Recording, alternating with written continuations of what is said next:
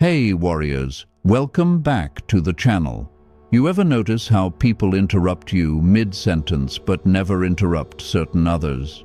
How your ideas get ignored in meetings until someone with more presence repeats them and gets credit? How people feel comfortable disrespecting you, showing up late, canceling last minute, talking over you, dismissing your input in ways they'd never do to people they actually respected.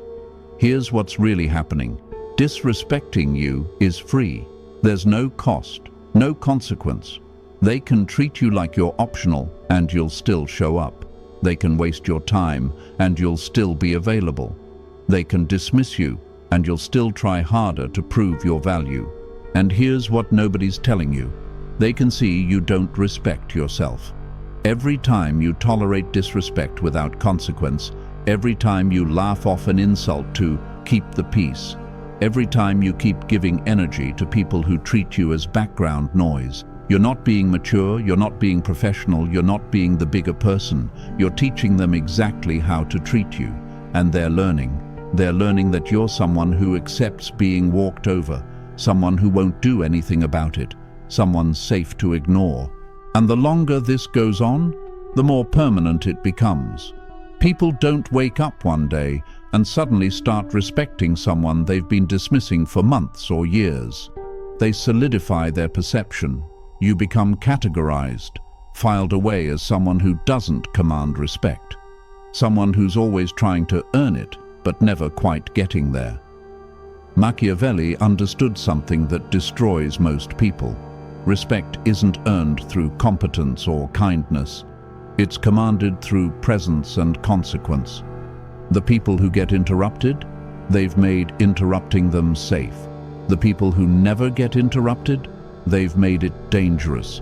Stay till the end because I'm about to show you why everything you've been doing to earn respect has been making you less respected, and how to command it instantly through a presence that makes disrespect feel like a strategic mistake. Let me show you exactly what this looks like. You're in a meeting. You start making a point. Mid-sentence, someone cuts you off. They redirect the conversation. They talk over you like you weren't even speaking. And what do? You stop talking. You wait. Maybe you try to jump back in later. Maybe you let it go entirely. And in that moment, everyone in that room just learned something about you. You're interruptible. You're someone whose voice can be overridden without consequence. You're someone who won't defend their own space. Now watch what happens with someone who commands respect. Same scenario. They start speaking, someone tries to interrupt, and the respected person doesn't stop. They don't pause. They don't acknowledge the interruption. They either keep talking, louder if necessary, or they stop completely, look directly at the interrupter, and say with calm authority, "I wasn't finished." Then they continue exactly where they left off. What just happened? They made interrupting them costly, not in some dramatic, confrontational way, but in a way that made the interrupter look foolish, made the room uncomfortable, and established that this person's words have weight. You don't interrupt them twice. Nobody does. The difference isn't aggression. It's not volume. It's not anger. It's consequence enforcement. One person made disrespect free, the other made it expensive. And everyone in that room calculated the cost instantly and adjusted their behavior accordingly. That's how respect works. Not through what you deserve, through what you enforce. Or maybe it's your time. Someone asks to meet. You clear your schedule. You show up on time. They're 15 minutes late. No apology, no acknowledgement. Just a casual, "Sorry, got caught up." And you smile. You say, "No problem." You act like your time doesn't matter because you don't want to seem difficult. And what did you just teach them? That your time is negotiable. That they can disrespect it without consequence. That you'll absorb the cost of their disorganization and call it understanding. Now watch the person who commands respect. Same scenario. They show up on time.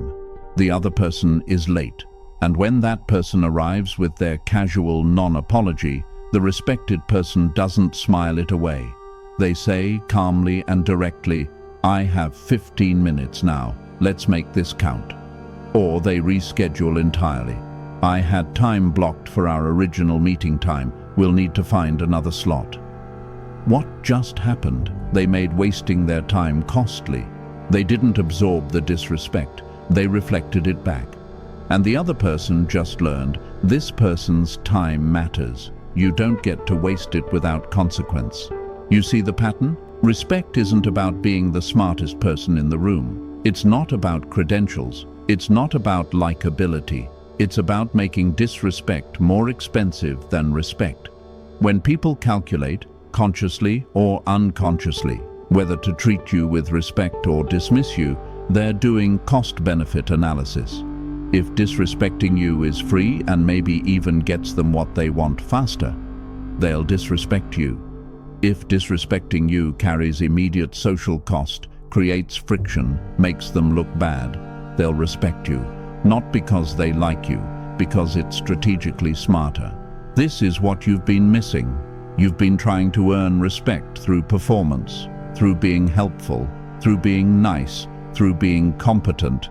And none of that works if people have already categorized you as someone whose respect is optional. Because once you're in that category, once you're filed away as someone who tolerates disrespect, no amount of performance changes it. You just become the highly competent person they still don't respect, the helpful person they still walk over, the nice person they still dismiss. Machiavelli wrote, "Men judge generally more by the eye than by the hand, for everyone can see but few can feel." Translation: people respect what they see, not what you prove later. They make a calculation about you in the first few seconds. Are you someone who commands respect or someone who asks for it? Are you someone who enforces consequences or someone who absorbs disrespect? That judgment happens instantly. Before you demonstrate competence, before you prove your value, before you do anything, it happens in how you show up, how you hold space, how you respond to the first micro-disrespect. And here's what's critical. The first disrespect is always a test. Always. Someone shows up late to your meeting. Someone interrupts you. Someone dismisses your idea. That's not random. That's them testing whether you're someone who enforces boundaries or someone who tolerates violations. And your response to that first test determines everything that follows. If you absorb it, smile through it, let it slide, you've just communicated that disrespecting you is safe. And the tests will continue. They'll escalate because you've shown them who you are. But if you address it calmly, directly, without emotion, you've communicated something different. You've communicated that disrespecting you carries cost, that your boundaries are enforced, that you're not someone who absorbs violations to keep the peace. And the tests stop because they've been answered. You've been categorized as someone who commands respect, not someone who begs for it. Now I know what some of you are thinking, but I don't want to be difficult. I don't want to be seen as aggressive or confrontational. And that's exactly the conditioning that's destroying you. You've been taught that enforcing boundaries is aggressive, that expecting respect is entitled, that protecting your own dignity is confrontational. And that conditioning serves everyone except you. It serves the people who want to disrespect you without consequence. It serves the people who benefit from you being easy to dismiss. But it doesn't serve you. It destroys you, slowly, quietly, until you've accepted disrespect as normal and wondered why you feel so powerless. If you're starting to see how you've been trained to accept disrespect, subscribe now, because what comes next is the framework for commanding respect instantly, and it only works if you're willing to make disrespect expensive. Let's break down the architecture of instant respect. Two components, presence and consequence. Presence is what people see before you speak. Consequence is what people experience when they test you. Get both right, and you command respect automatically. Get either wrong, and you'll spend your life earning crumbs of respect that disappear the moment you stop performing. Component 1. Presence. This isn't about being loud. It's not about being the center of attention. It's about occupying space with authority. Let me show you what this means practically. When you walk into a room, do you shrink? Do you make yourself small, physically and energetically? Do you scan the room for where you're allowed to be? That's submissive presence. That's communicating that you're negotiating for space. People read that instantly. They read, "This person doesn't command respect. This person is asking for permission to exist here." Contrast that with authoritative presence. You walk into a room, you move with purpose, you don't rush, you don't apologize with your body language, you take the space you need without asking, you sit where you want, you maintain eye contact, you speak at a natural volume, you don't fill silence with nervous energy. Every micro behavior is communicating, "I belong here. I don't need your permission. I'm not negotiating for space." And here's what's critical. This happens before you say a word, before anyone knows if you're competent, before anyone knows if you're important. They're making judgments based purely on how you occupy space, and those judgments become self-fulfilling. If you occupy space like someone who commands respect, people treat you with respect, which reinforces your presence, which creates more respect. It's a virtuous cycle. But if you occupy space like someone who's apologizing for existing, people treat you as dismissible, which reinforces your uncertainty, which creates more dismissal. It's a death spiral, and it starts in the first 30 seconds before you've done anything to earn respect. Now let's talk about vocal presence. When you speak, do you uptalk? Do you end statements as questions? Do you use qualifiers? Maybe, kind of, I think, that undermine your own statements? Do you speak quietly, forcing people to strain to hear you? That's weak vocal presence. That's communicating uncertainty. That's asking people to take you seriously instead of commanding it. Authoritative vocal presence. You speak in statements, not questions. You use declarative language. This is what we need to do. Not, maybe we could consider possibly doing this. You maintain steady volume. You're not loud, you're clear. You pause instead of filling every silence. You let your words land. You don't rush through your thoughts as if you're afraid someone will interrupt. And if someone does try to interrupt, you don't stop. You keep speaking, or you stop completely and address the interruption directly. "I'm not finished," then continue. This isn't about being rude. This is about occupying your own authority. This is about communicating through every micro-signal that you're someone whose voice matters. And people respond to those signals faster than they respond to anything you actually say. They decide whether to respect you based on how you sound, not what you're saying. Fix the how, and the what becomes irrelevant. Component 2, consequence. This is where most people completely fail. They think presence is enough. They think if they just show up confidently, people will respect them.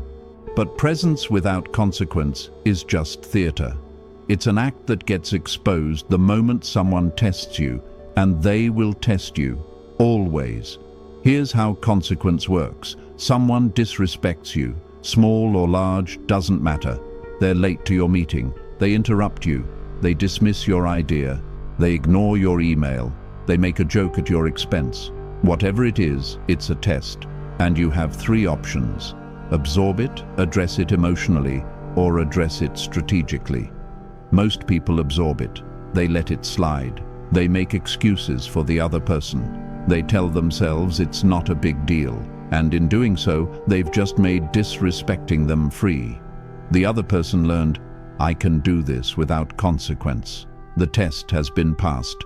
More disrespect will follow. Some people address it emotionally. They get angry, they get defensive, they lash out. And while this is better than absorbing it, it's still wrong, because emotional responses communicate lack of control. They communicate that you've been rattled. They communicate that the other person got to you. And that's weakness.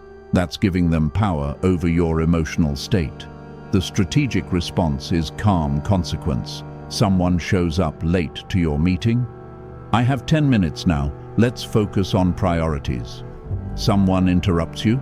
Stop talking, look at them calmly, wait for silence, then continue exactly where you left off. Someone dismisses your idea in a meeting. We can revisit this when you've had time to review the data. Then move on. Someone makes a joke at your expense. Don't laugh, don't get angry, just look at them with mild confusion and say nothing. Let the awkwardness be theirs. See what's happening in each of these? You're not absorbing the disrespect. You're not exploding emotionally. You're calmly redirecting it back to them with a cost attached. The cost might be social awkwardness. The cost might be looking foolish in front of others. The cost might be losing access to your time or expertise. But there's always a cost, and that cost teaches them. Disrespecting this person is a mistake I won't make twice.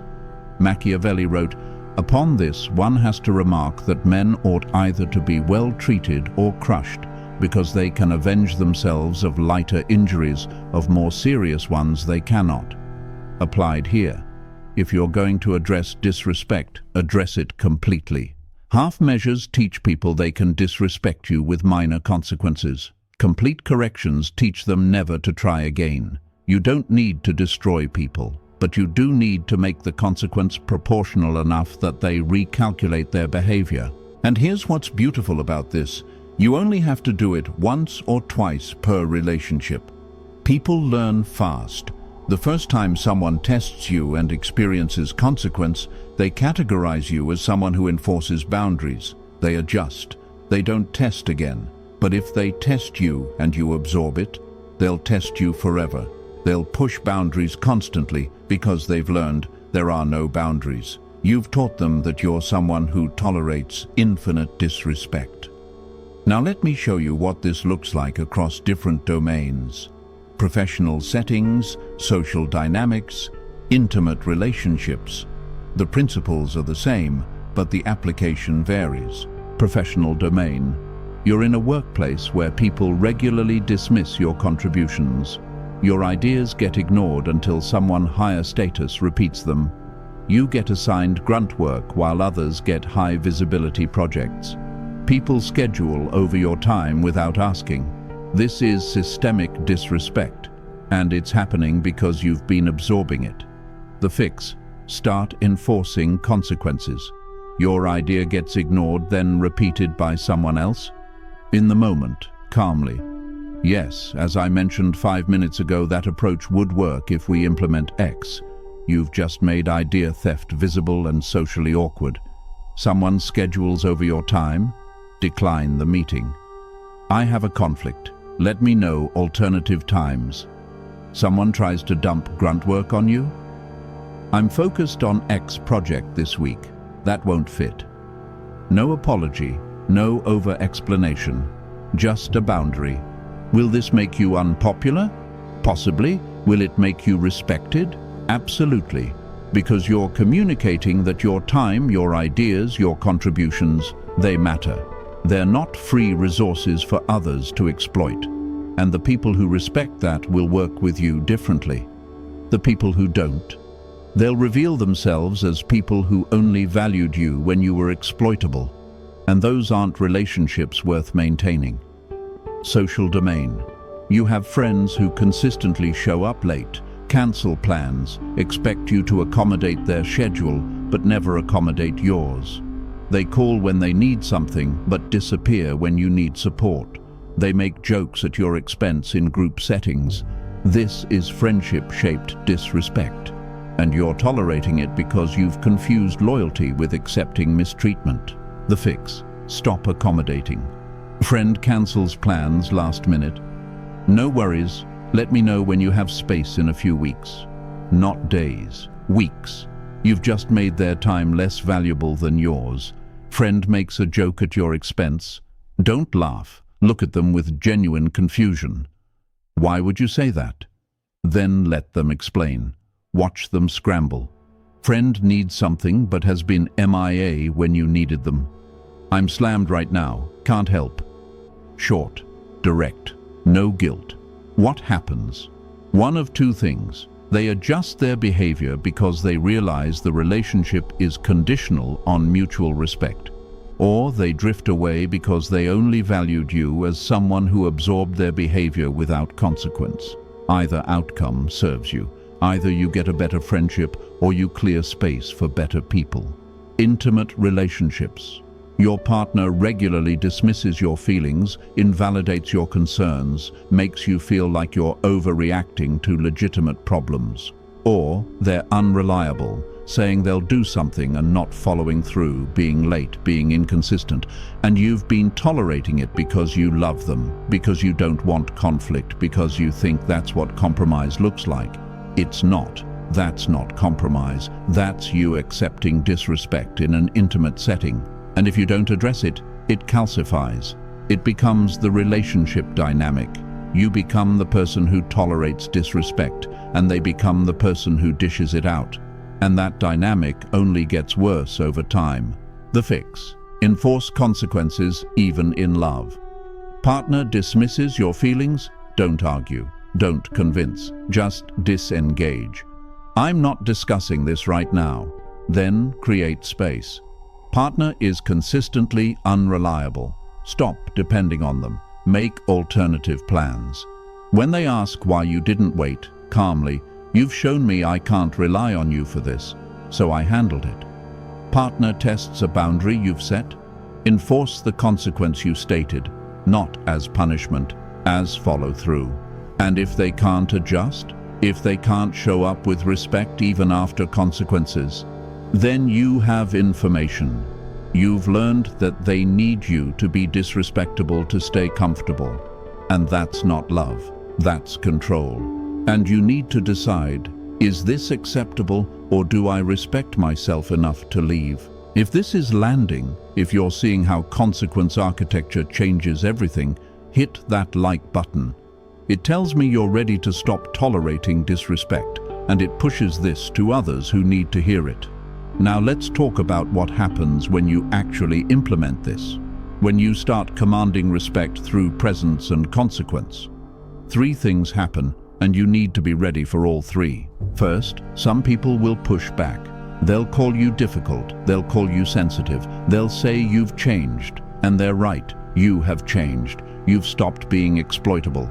And that makes them uncomfortable because they benefited from the old you, the you who absorbed their disrespect, the you who accommodated their bad behavior, the you who prioritized their comfort over your dignity. That version of you was useful to them.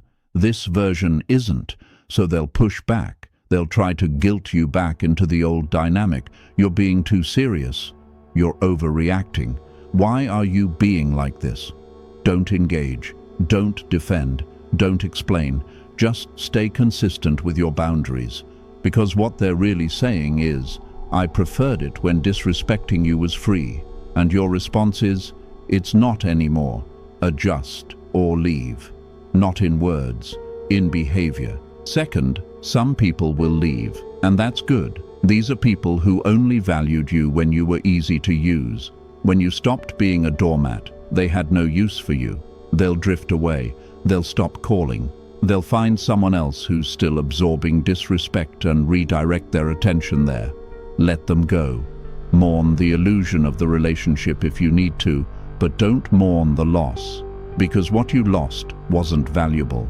What you lost was a transaction disguised as a relationship, and clearing those out makes space for actual relationships based on mutual respect. Third, new people will respect you immediately. This is the magic part. When you show up with authoritative presence, when you enforce consequences calmly, when you operate as someone who commands respect, new people treat you differently from the start. They don't test you the way people who knew the old you did. They see how you occupy space, and they adjust their behavior automatically. You get better treatment, better opportunities, better relationships. Not because you changed who you are, because you changed what you tolerate. And this is the compounding effect. The more you command respect, the more you're surrounded by people who respect you, which reinforces your presence, which attracts more respect. It's a virtuous cycle, but it only starts when you start. When you decide that disrespect is no longer free, when you make it expensive, when you enforce consequences consistently. Now let me address the fear that's probably coming up for some of you. If I do this, people won't like me. And you're right, some people won't. The people who wanted to disrespect you comfortably, they'll dislike this version of you. But here's the question you need to ask. Is being liked by people who disrespect you actually valuable? Think about it. Being liked by people who dismiss you, who walk over you, who treat your time and dignity as optional, what does that get you? Shallow relationships based on your willingness to be disrespected. That's not connection. That's not community. That's codependency. That's you sacrificing self-respect for the illusion of acceptance. Contrast that with being respected. Maybe not loved, maybe not your best friend, but respected. People who respect you take you seriously. They consider your input. They honor your time. They treat you as someone of consequence. And that respect creates space for real relationships to develop. Relationships based on mutual regard, not on one person's willingness to absorb mistreatment. Machiavelli understood this when he wrote, "It is better to be feared than loved if you cannot be both." He wasn't saying be cruel. He was saying, if you have to choose between being liked and being respected, choose respect every time, because respect protects you. Respect gives you influence. Respect creates safety. Love without respect is just manipulation. You can be loved and still be walked over, but you cannot be respected and walked over. They're incompatible. So, yes, commanding respect might cost you some relationships, but what you're losing are relationships that only existed because you accepted disrespect. And what you're gaining is the possibility of relationships based on mutual respect. And those are the only relationships worth having. Let me give you the protocol, the step-by-step for commanding instant respect in any new interaction. Step 1. Enter with authority. When you walk into any space, a room, a conversation, a meeting, do it with purpose. Don't apologize with your body language. Don't shrink. Don't scan for permission. Walk in like you belong there, because you do. Find your space. Take it. Make eye contact. Settle in before speaking. This communicates, I'm comfortable occupying space. I don't need your approval. Step 2. Speak with clarity. When you speak, use declarative statements. Cut the qualifiers. Cut the uptalk. Say what you mean. Pause. Let it land. Don't rush to fill silence. Silence is power. It gives weight to your words. And if someone tries to interrupt, don't stop. Keep talking or stop completely and address it. I'm not finished. Then continue. This communicates, my words have weight. You don't get to override them without consequence. Step 3. Enforce the first test. Because there will be a first test. Always. Someone will show up late. Someone will dismiss you. Someone will try to take advantage. And your response to that first test determines everything. Don't absorb it. Don't explode emotionally. Address it strategically. Make it costly. Make it awkward. Make it clear that disrespecting you carries consequence. This communicates, I enforce my boundaries. Test me at your own risk. Step 4. Stay consistent. This is where most people fail. They enforce consequences once and then revert to absorbing disrespect. And that's worse than never enforcing at all, because now you've shown that your boundaries are negotiable. That enough pressure or enough time will make you fold. Consistency is everything. Every time disrespect shows up, address it the same way. Calmly, directly, with consequence. People learn this person doesn't waver. This person's boundaries are real. Do this consistently for 30 days in every domain of your life. Professional, social, intimate, every interaction, every relationship. And watch what happens. Watch how people start treating you differently. Watch how you stop being interrupted. Watch how people start respecting your time. Watch how your ideas start landing. Watch how you stop being optional and start being essential. And the beautiful thing? It gets easier. Because once people categorize you as someone who commands respect, they treat you with respect automatically. The tests stop. The disrespect stops. Because they've learned. And that leaves you with relationships that are actually valuable, opportunities that actually matter, and a life where you're treated according to your standards, not theirs. This is what Machiavelli meant about commanding respect. It's not about being the most qualified. It's not about being the nicest. It's about being someone who makes disrespect expensive, someone who enforces consequences, someone who occupies authority, someone who doesn't negotiate for respect because they command it from the moment they show up. And that's available to you right now, not after you prove yourself, not after you earn it, right now. In the next interaction you have, the next meeting you walk into, the next time someone tests a boundary, you can command respect instantly, not through aggression, not through posturing, through calm, consistent enforcement of one principle. Disrespecting me is expensive. Implement that principle everywhere, in every relationship, in every interaction. And watch how your life transforms. Watch how you stop being invisible. Watch how you stop being optional.